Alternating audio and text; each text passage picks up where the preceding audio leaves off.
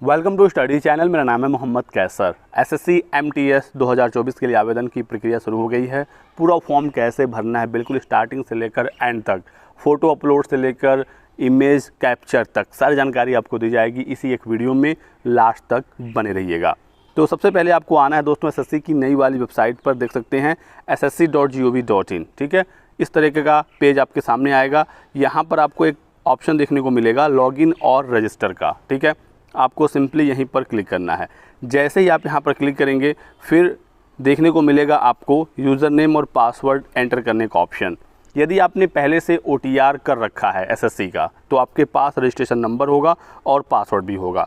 तो आपको सिंपली ये दोनों डेटा एंटर करना है, ये वाला कैप्चा कोड यहाँ पर डालकर लॉगिन हो जाना है और उसके बाद फिर आप एमटीएस का अपना फॉर्म बड़े ही आसानी से भर सकते हैं, क्योंकि बहुत सारी जानकारी आप ऑलरेडी OTR में दे चुके हैं एसएससी को। तो सारी जानकारी ऑटोमेटिक आपके एमटीएस वाले फॉर्म में खुलकर आ जाएगा। ये है एसएससी एमटीएस 2024 का ऑफिशियल नोटिफिकेशन। देख सकते हैं 27 जून से आवेदन की प्रक्रिया शुरू हो चुकी है और लास्ट डेट है इसकी 31 जुलाई। 1 अगस्त तक फ़ी पेमेंट आप कर सकते हैं। ठीक है, एग्ज़ाम आपका अक्टूबर से नवंबर तक कराया जाएगा। एक ही इसमें एग्ज़ाम होता है और इसके बाद आपको नौकरी मिल जाएगी। टोटल पदों की बात करें तो एमटीएस यानी मल्टीटास्किंग स्टाफ के 4887 पद हैं। वहीं पर हवलदार, ठीक है, 3439 पद हैं। एमटीएस के लिए 18 से 25 साल एज लिमिट है और हवलदार पोस्ट के लिए 18 से 27 साल एज की लिमिट है। कैटेगरी वाइज रिलैक्सेशन भी आप देख सकते हैं कितना मिलेगा अपर एज लिमिट में। बस एक आपको एग्ज़ाम देना है और उसका पैटर्न आपके सामने है। एग्ज़ाम में 2 सेशन होगा। सेशन 1 में न्यूमेरिकल और मैथमेटिकल एबिलिटी के 20 सवाल आएंगे 60 नंबर के, यानी एक क्वेश्चन 3 नंबर का है। और फिर रीजनिंग आएगा 20 क्वेश्चन 60 नंबर के लिए, यहाँ पर भी एक क्वेश्चन 3 नंबर का है। सेशन 2 में आपका जीके आएगा और इंग्लिश आएगा। दोनों 25-25 सवाल होंगे, 3-3 नंबर के भी हैं, तो 25 या 75 नंबर के ये दोनों पेपर अलग अलग होंगे। 45 मिनट का समय मिलेगा सेशन 1 के लिए, 45 मिनट का आपको समय मिलेगा सेशन 2 के लिए। तो 90 मिनट का टोटल आपका पेपर है, 1.5 घंटे का, और क्वेश्चन आपको करना है 90 ही। सेशन 1 में कोई भी नेगेटिव मार्किंग नहीं है, लेकिन सेशन 2 में नेगेटिव मार्किंग होगी।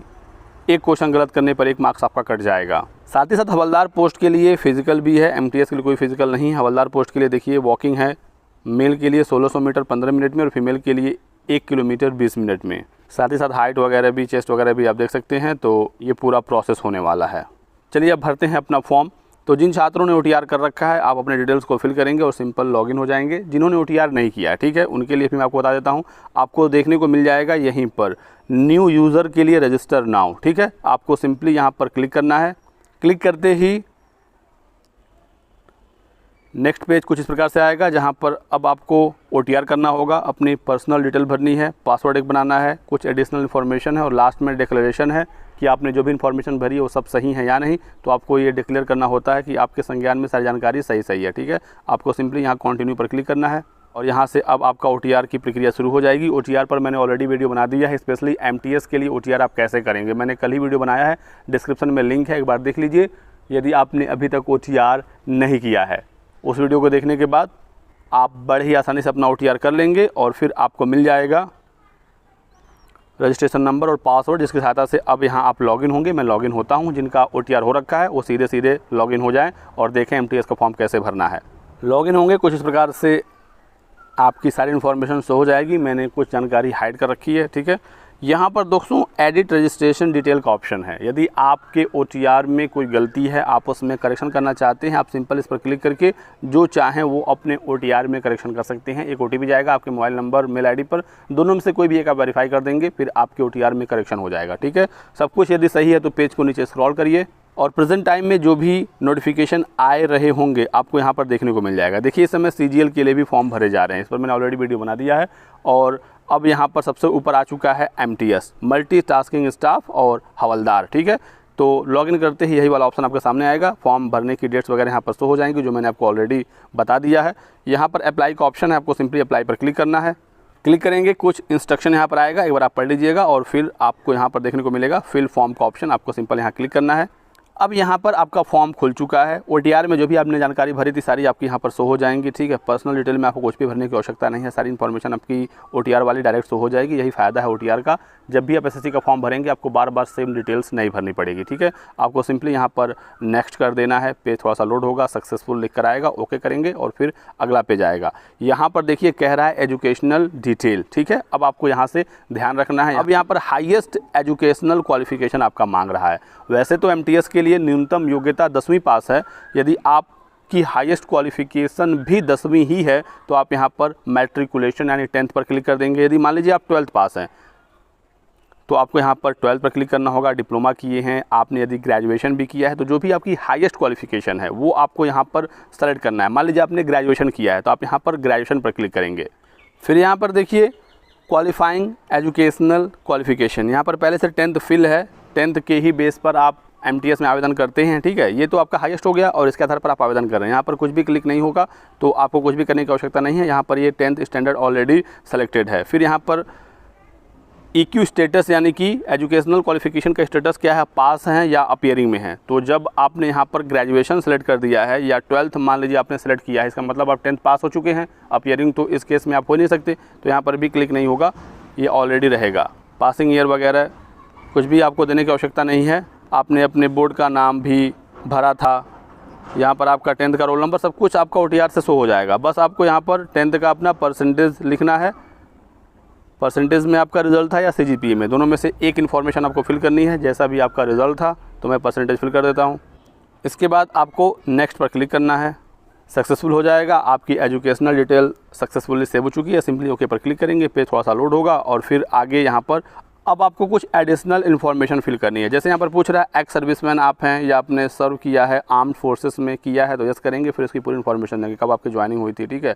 और यदि आप ऐसा कुछ नहीं है, एक्स सर्विसमैन नहीं है, तो आप सिंपल यहाँ पर नो कर देंगे, ठीक है। क्या आप एज रिलैक्सेशन चाहते हैं, यदि आप एज रिलैक्सेशन की मांग करते हैं तो आपको यहाँ पर यस करना होगा। फिर किस बेस पर आपको रिलैक्सेशन चाहिए, OBC, EWS, SC ST, ठीक है, सारे ऑप्शन आएंगे। और यदि आपको रिलैक्सेशन नहीं चाहिए तो आप सिंपल यहाँ पर नो करेंगे। फिर यहाँ पर कह रहा है कि आप अपनी पर्सनल इन्फॉर्मेशन को शेयर करना चाहते हैं जॉब अपॉर्चुनिटी के लिए, शेयर करना चाहते हैं तो यस कर देंगे, नहीं तो आप चाहें तो यहाँ पर सिंपल नो भी कर सकते हैं, ठीक है। इसके बारे में नोटिफिकेशन में पैरा नंबर 23 पर दिया गया है इन्फॉर्मेशन, आप चाहें तो वहाँ से पढ़ सकते हैं। सेव एंड नेक्स्ट पर हम क्लिक करते हैं, पेज थोड़ा सा लोड होगा। हमारा एडिशनल इन्फॉर्मेशन 1 सेव हो चुका है। अब यहाँ पर एडिशनल इन्फॉर्मेशन 2 हमें फिल करना है। यहाँ पर सबसे पहले सेंटर मांग रहा है, हम एग्ज़ाम कहाँ देना चाहते हैं, तो आपके घर के नज़दीक जो भी सेंटर हो, 3 ऑप्शन आपको यहाँ से देना है, आप यहाँ पर तीनों दे दीजिएगा, ठीक है। किस मोड में आप पेपर देना चाहते हैं, टोटल यहाँ पर 13 अलग अलग लैंग्वेज का ऑप्शन है, आप जिस भी भाषा को चाहें सेलेक्ट कर सकते हैं, ठीक है। और फिर उसी भाषा को आपको दोबारा सेलेक्ट करना होगा। अब यहाँ पर है 26.1 are you person with benchmark disability, क्या कोई दिव्यांगता है 40% या उससे ज़्यादा दिव्यांगता है, तो आप यहाँ पर यस करेंगे, नहीं तो नो कर देंगे। OTR में हमने ऑलरेडी नो कर रखा है तो यहाँ पर ये इन्फॉर्मेशन नहीं मांग रहा है।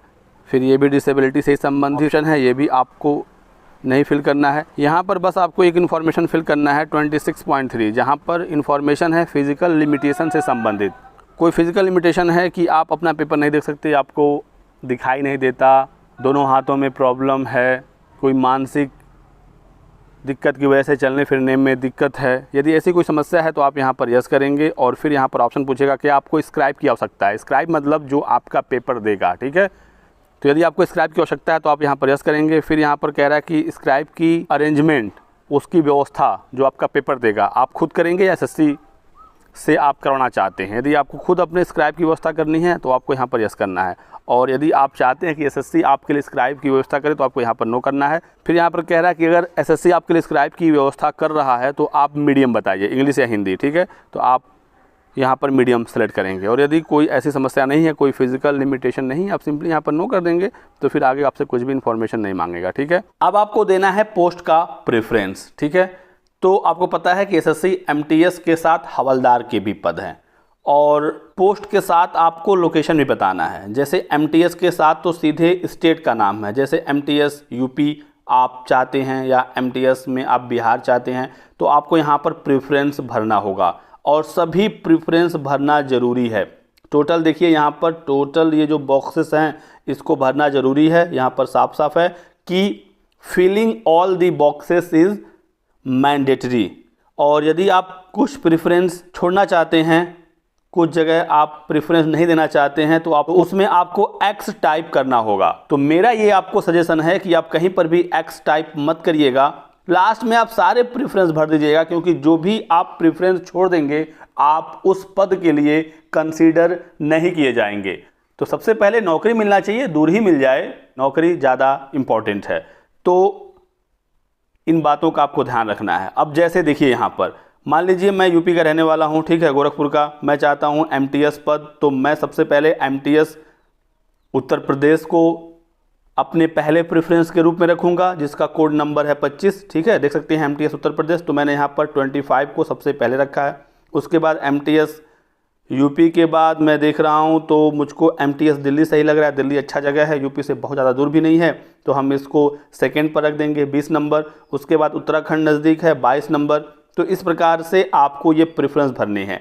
एक चीज़ का आप और ध्यान रख सकते हैं कि जो हवलदार वाला पद है, ठीक है, इसमें शहर के साथ कोड दिया गया है, यानी किस रीजन का हवलदार आप बनना चाहते हैं, कहाँ पर आपको ज्वाइनिंग मिलेगी। जैसे देखिए आप तो हवलदार यहाँ पर लखनऊ रीजन है, ठीक है, MTS के साथ स्टेट है, हवलदार के साथ रीजन है, ठीक है। तो यदि आपको नज़दीक रहना है अपने शहर के, अपने स्टेट में ही रहना है, आपको पद से ज़्यादा इम्पॉर्टेंट, पोस्ट से ज़्यादा इम्पॉर्टेंट लोकेशन है, तो पहला आप MTS उत्तर प्रदेश भर दीजिए, दूसरा आप हवलदार लखनऊ भर दीजिए। और यदि आप चाहते हैं कि नहीं मुझको MTS ही चाहिए, चाहे जहाँ भी जाना पड़े, तो फिर उस हिसाब से आप MTS यूपी और फिर नज़दीक जो भी MTS वाले हैं, या ऐसे ही हवलदार के लिए भी आप सोच सकते हैं। और एक बात का ध्यान रखना है कि हवलदार के लिए फिजिकल वगैरह भी चाहिए, वॉकिंग भी चाहिए, चेस्ट हाइट भी चाहिए। तो यदि आपके पास ये सारी एलिजिबिलिटी हैं तो ही हवलदार को आप प्रेफरेंस में ऊपर रखिएगा, यदि आप एलिजिबल ही नहीं है तो रखने का कोई मतलब ही नहीं है, ठीक है। सारी चीज़ें आप समझ गए होंगे। तो हमने सारी चीज़ें यहाँ पर भर ली हैं। अब हम सेव एंड नेक्स्ट पर क्लिक करेंगे, पेज थोड़ा सा लोड होगा और फिर ये डेटा सेव हो चुका है। अब इसके बाद आपको ज़्यादा कुछ नहीं करना है, एक फ़ोटो आपको लाइव कैप्चर करना है और एक सिग्नेचर अपलोड करना है, उसके बाद आपका फॉर्म फाइनल सबमिट हो जाएगा।